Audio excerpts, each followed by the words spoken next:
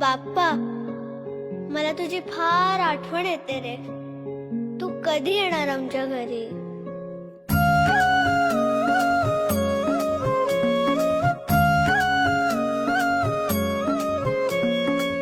देवा तुझ्याच साठी उघडून दार, वाट पाहून झाली फार.